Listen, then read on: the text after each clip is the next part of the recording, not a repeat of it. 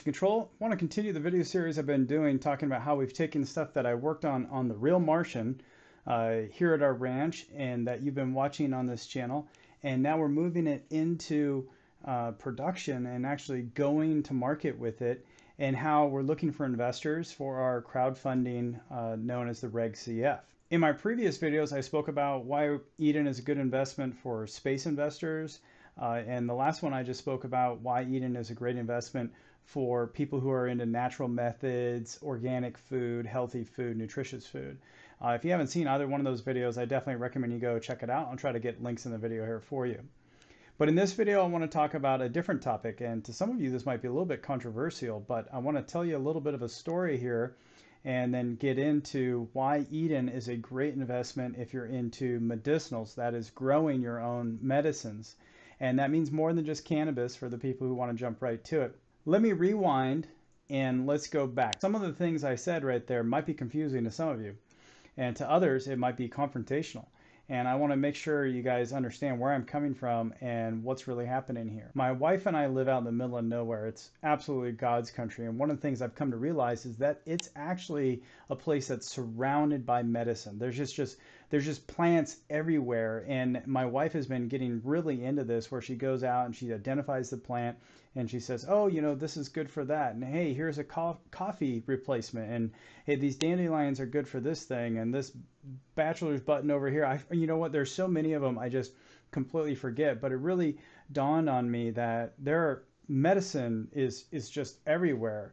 And in fact, a lot of the medicines that are out there are in things that we call weeds, which is really interesting if you think about it. When we're out on walks now, she's always like, you know, this can do this thing, this can do that thing. And I was like, you know, we should be able to grow our own medicine again. And what is the story here? What's going on? Why is it that kind of every one of us has been taught that we need to go to the doctor and we have to get drugs issued to us, a prescription that comes from a pharmacy? You know, what's the story here? What's going on? So then another part of the story that I want to tell you is that, you know, for those who've been following along, you've heard me tell this story. For everybody else, you might be a little new to this, but I lost my dad due to cancer, and it was terminal cancer, 6 months from diagnosis to death, and it went by really, really fast, way too fast.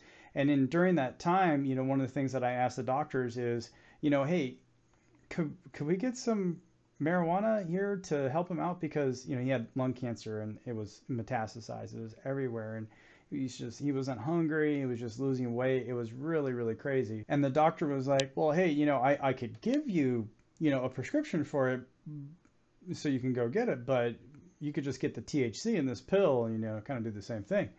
And at the time I was like, okay, you know, my family, we're not big into cannabis. We weren't big into cannabis and marijuana. And I was like, okay.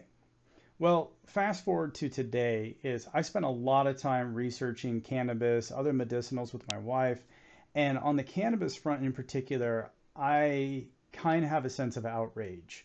You know, I'm not going to express it here. I'm not like, you know, but it has really been demonized. And I was raised to hate it. I was raised, you know, all drugs are bad, and majority of them are, especially any drug, whether it be caffeine, sugar, alcohol. All of them, you know, used incorrectly are all really bad for you. You know, sugar is a drug. It's a mind-altering substance. You become addicted to it. And the consequence of overuse is diabetes, type 1, type 2, type 3. And of course, those are horrible. You know, alcohol is pretty easy. You know, if you abuse that, that's bad. Caffeine is one that we all kind of skip over. You know, we have caffeine in our daily lives and we're like, oh, hey, you know, this is absolutely normal, but it's a mind-altering substance that you get addicted to. And if you try to stop, you'll have withdrawal symptoms, no different than any other drug. And I say all this to say, you know, I've had to step back and look at all those things and realize, you know, why are we so down on cannabis? Why is it such an evil thing? You know, why is it a Schedule 1 drug? And I want to share that journey with you because some of you may not know. Many of you are probably like me, where you grew up in a family that was like, no, these things are horrible. This is bad. You shouldn't be doing this. And you listen to what I now know is propaganda regarding cannabis. So let me tell you just a little quick story on cannabis and why I've actually went from being very much against it. The story of cannabis is a very interesting one. I'm not a historian. I'm not going to get all this stuff just right, and I'm not going to go pull up all the facts. But my wife and I, as part of this journey here, we went and watched quite a few historical videos on it and some documentaries regarding the history of cannabis. Long story short, here's the key points that you need to know. Is one, it used to be mandatory that everybody grew hemp after the War of Independence for a long time because they needed the hemp to be able to make ropes, okay? So it was a very common thing that was around. Two, natural medicines were a big deal back in the 1800s up to the 1900s. It was huge that everybody would have natural medicines, roots, different weeds, different plants, little tinctures, all those types of things. Now, some people took that way too far. Like, you've seen videos of the cocaine tincture, or the heroin tinctures. Those are a little abused there. Although really interesting, those same things are in, drugs that come over the counter now, from a pharmacist. It's just from a pharmacist. Fast forward a little bit into the 1900s and enter this guy who owned a paper mill and a newspaper. And his newspaper used the paper from his paper mill. He was sitting there and he realized that people were coming up and saying, it's cheaper to make paper out of hemp pulp than it is out of paper pulp. And he's like, whoa, my little monopoly here is in danger.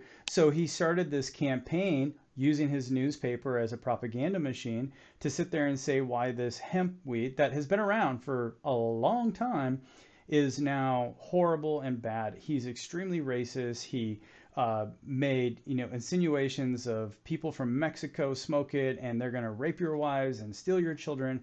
It was a horrible, horrible thing. And it started really making cannabis out to be this really bad substance. Fast forward a little bit more into time, and what happens, not only did that campaign start, but then the American Medical Association came out and said, not just cannabis, but all natural medicines are really, really bad. Interesting thing here is that American Medical Association was founded by the Rockefellers.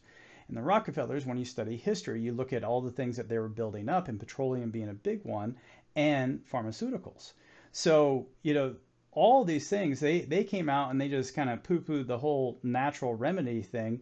And then they cannabis was bad. Now, fast forward further into the future, and what we see is, I believe it was under the Nixon administration. It's right when I was growing up, and then Reagan came in, and we had the DARE program. But before DARE, Nixon actually made cannabis a Schedule I drug. What that means is that it's at the same level as like something like today, methamphetamines, or heroin, cocaine, Schedule I drugs like this. And you can't do any research with it. Once it's put on the Schedule I, you can't do any research. Now that made me really think about this, because I look at everything that's going on in the last couple of years and I see the amount of advertisements that are on TV. You can't turn a channel and not see a pharmaceutical company advertisement telling you, hey, here's this new drug, here's this thing, here's this thing. And you can see the side effects. Side effects include dizziness, diarrhea, vomiting, and could cause death. And why are you taking this? Well, because you have diarrhea. You guys know what I'm talking about. It's horrible, these advertisements that are out there. So I'm connecting dots in my mind, and I'm not a doctor, so don't take any of my advice. But for my own life, I'm making my own decisions. And what I see is a structure that is sitting here and essentially has pushed something out of itself because it doesn't want people seeing it. It doesn't want people knowing about it. And this little awareness that I gained through watching the documentaries and gaining this information made me question why I believe that cannabis was so bad. I essentially was, a victim of propaganda.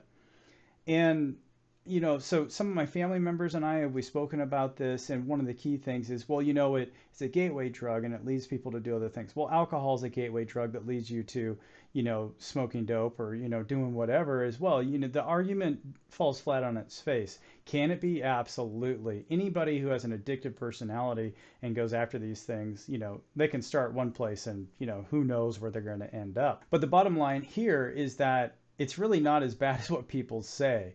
And if you actually control your dosage and you use it in the right ways, it can be very, very helpful. In fact, there's an organization, I think it was the Beer Bros, who they're working together with the the armed services, the DoD, and they're helping PTSD patients, folks who are coming back from war who have PTSD.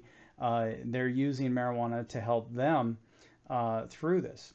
So now there's more to this story, though. I'm going to connect all these dots for you.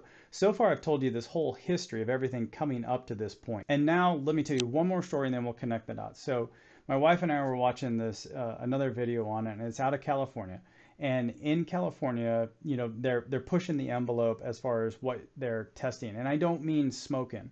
What I mean is there are now known to be 28 different, I always get this wrong, cannabinoids. And I might say that word wrong. I always mess it up, but cannabinoids. And what these are the chemicals that make up cannabis. And we know two of them. One of them is the most popular. That's THC. That's the mind-altering substance that gets you high. The other one people are now starting to realize is actually very beneficial, and that's called CBD. But there's still 26 others.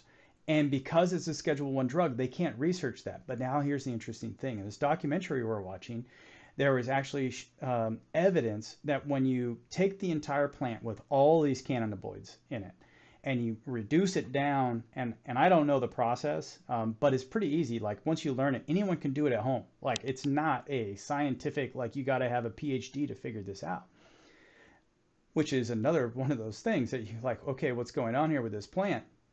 So anyway, they take this plant, they reduce it down. It makes this like little tar looking thing. It's like a black looking oil, right? And what they're doing is they have these people who are terminal cancer, and they're like, hey, we've tried everything else, and kids really, and their parents are desperate. They've done chemo, they've done the traditional stuff, and nothing's working. And brain tumors are getting bigger. I mean, it is sad, right? I lost my dad, so I completely relate to this, and I'm like, this is not cool. We don't like this at all. What they're doing is they're working together with like nurse practitioners who are kind of skirting the law, and they're a little bit underneath it all. And they're like, okay, hey, listen, you've tried all this. Let's just try this. What do you have to lose? Let's give this a shot. And what they're finding, what they found, and they've done blood tests, it's not a scientific study because it's not allowed to be done. But what they found through evidence, through practice, is that this oil, and again, it's not just CBD, it's not just THC, it contains all these different things. They don't know what it is yet that's causing this, to the best of my knowledge, and I'm new at this.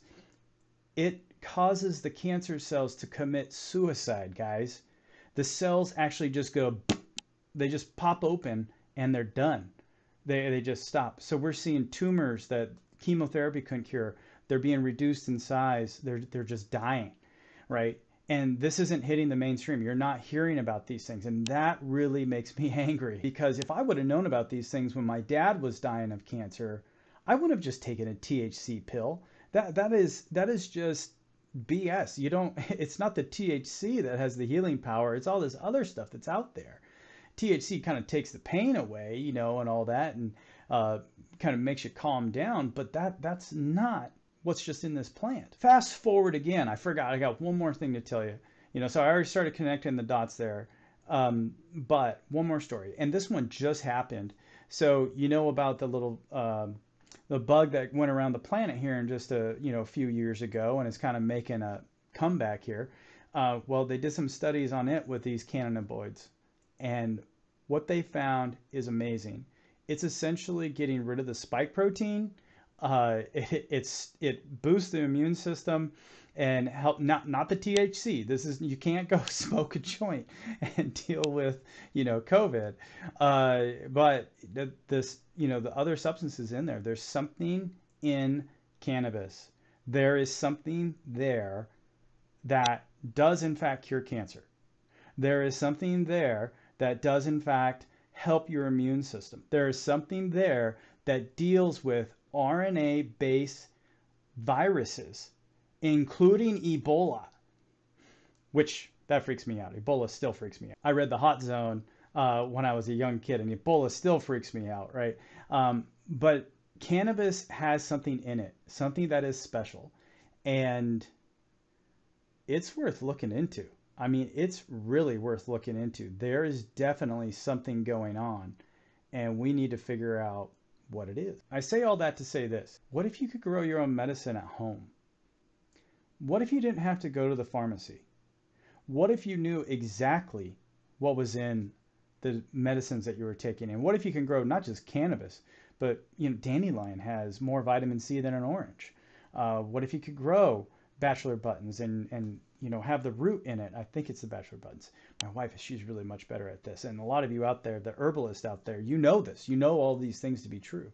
Most of the medicines we have are plant derived, but it's hard to find them, right? So what if you could grow them all right in your house, right in your garage, all year round? You could just walk out to your natural pharmacy and pick what you need, right? And then prepare it in the way that needs to be prepared. I think there's a lot going on there, and that's one of the cool things about the eat and grow systems, the towers that we produce right now, is that they can grow anything.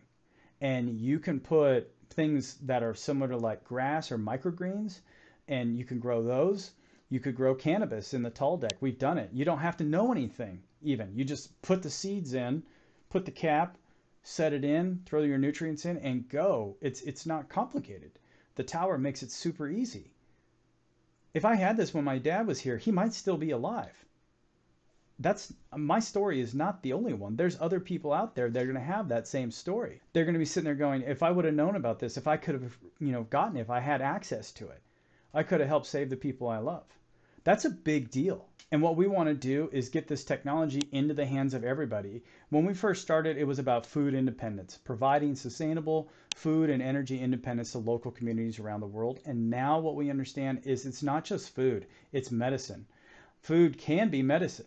The plants that are out there that we call weeds are probably all medicine. We just have to figure those things out again. And again, I'm not a herbalist, I'm not a doctor, but you don't have to be those things to understand that, hey, if I go eat an orange, I'm not going to get scurvy. I mean, they figured that out back in the day. You really don't have to be a doctor. Now, the process that they got there was more of a scientific one, including trial and error. Captain Cook, very interesting story there. Anyway, I digress. You don't have to be an expert to use our systems, and you could grow your own food and your own medicine. You know what that means? Freedom.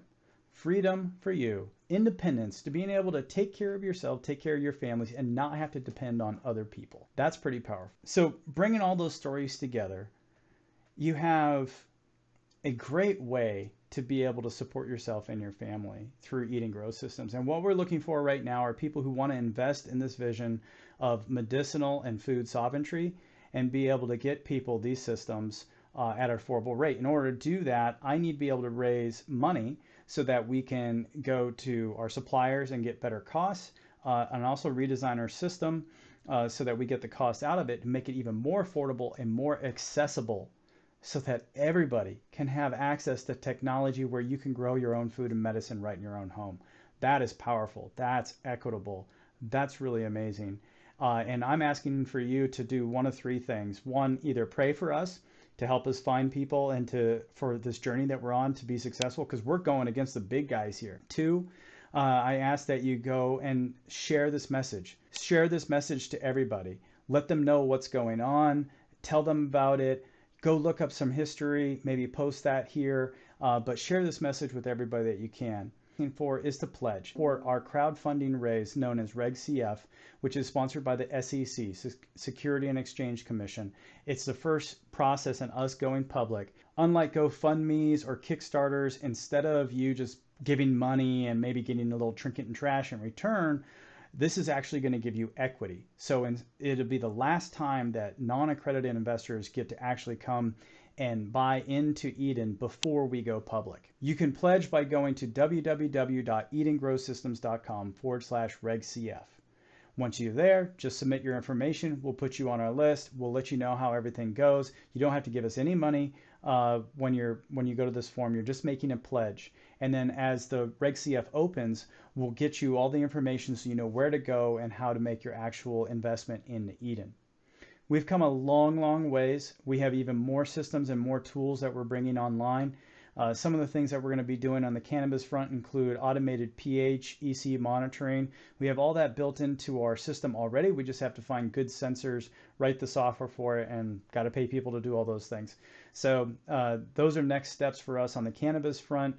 We've done some experiments already where cannabis it grows super fast and it grows really easy in the towers. You don't have to know really much of anything.